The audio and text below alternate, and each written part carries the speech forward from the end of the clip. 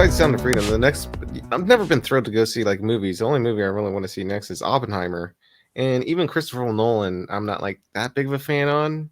Like he's kind of Michael Bay-ish with his own little gimmicks, but he's a better storyteller, obviously, than Michael Bay. So obviously, I'm going to see it for that reason.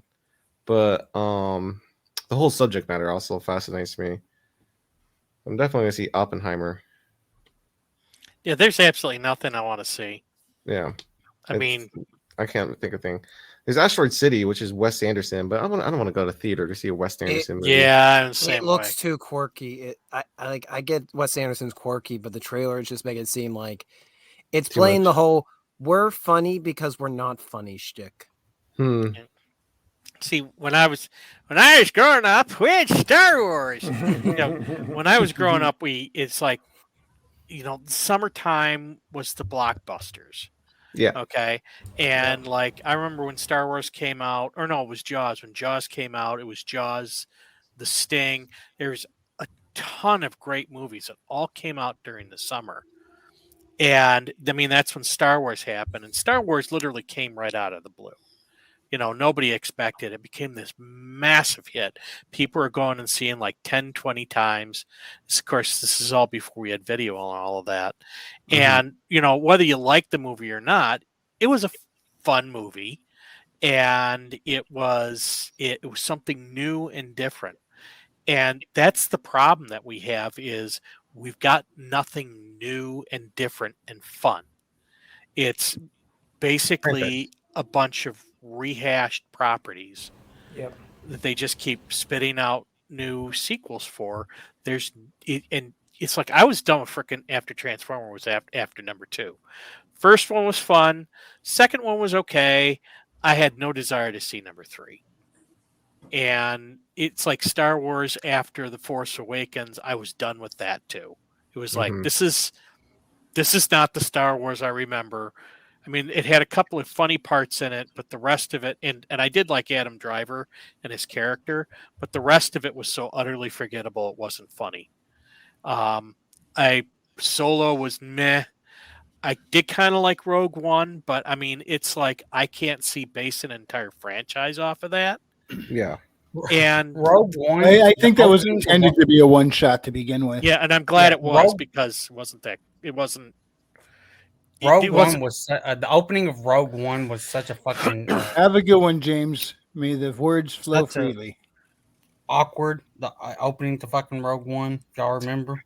Mm-hmm. You don't even get like the opening to Star Wars. It just goes bam.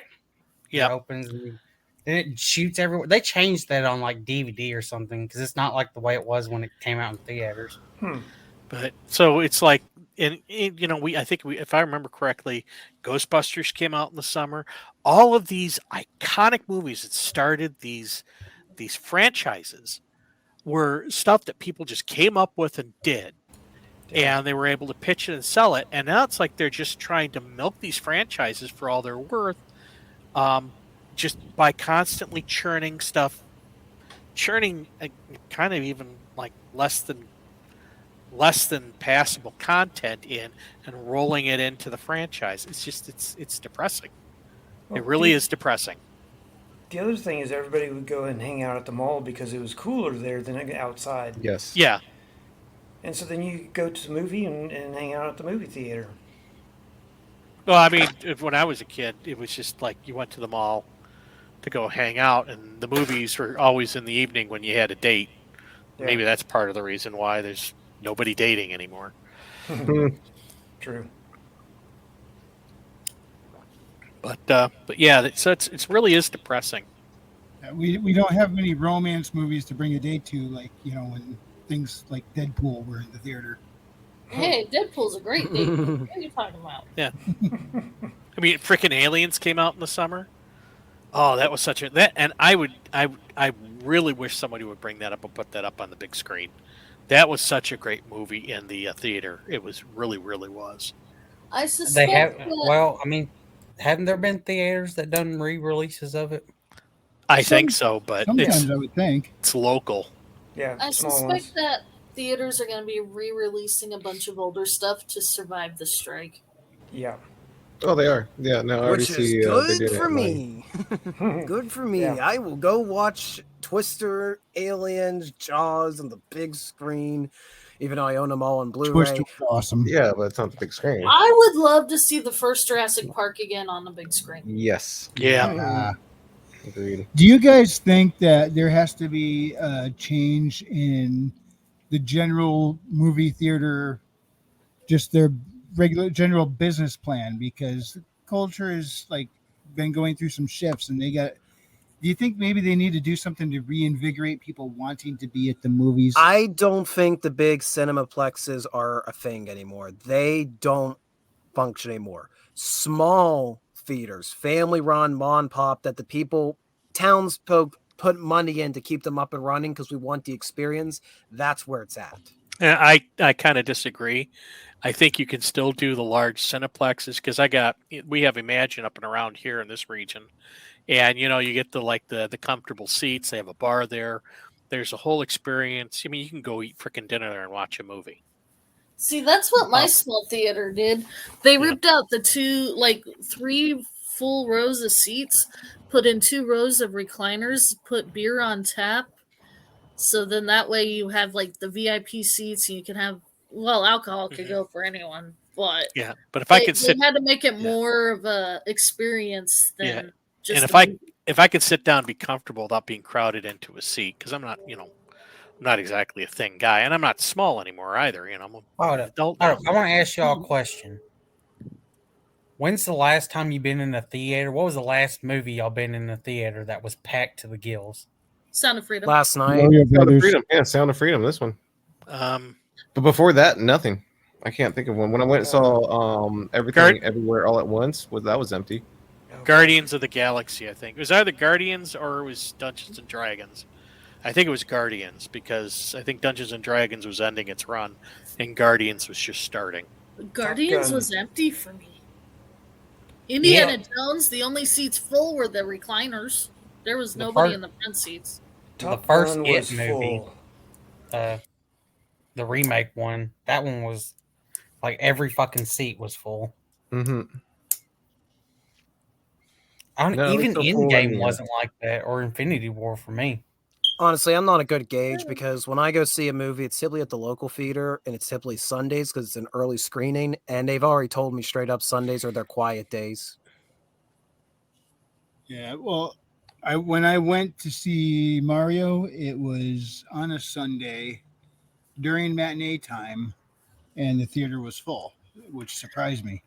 It also surprised me how much more expensive it was to go to a movie than from the previous time I'd been to a movie a few years prior.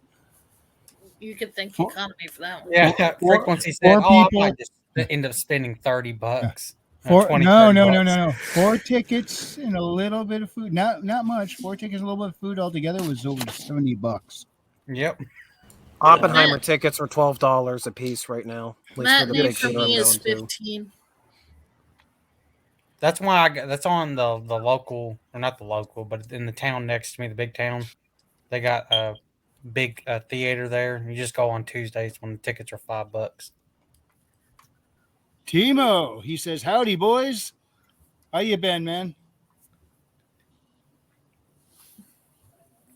Oppenheimer's the first film I've ever pre-registered tickets for, and I had to do it for AMC, and I really don't like my AMC that's nearby. It is the worst, but I want to see this. I want to see this as soon as possible.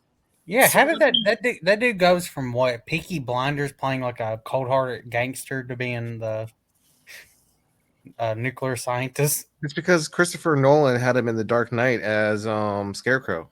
So, he was- Dark he knew Knight, the- he knew the Batman actor. Begins. He was. I mean, he's been all over the place. He was the one who did 28 Days Later. He was also Yep. in I was thinking Hey, boy. What was he Sunshine. in 28 Days Later. He was the main character in 28 Days Later, The guy that Look woke that up in up. the hospital. That's him. and he That was was also in a somebody. sci-fi movie called Sunshine, which, by the Yes. way, I might Again, add, Danny Boyle. is an underappreciated gem of a film. But directors will do that. They'll come across, they'll Kid work with gem. this individual and they'll like their performance and they'll go on with it. So yeah, Danny Boyle used him in 28 Days Later. That's why he's in Sunshine. Christopher Nolan liked his performance in Dark Knight and everything, so he moved him.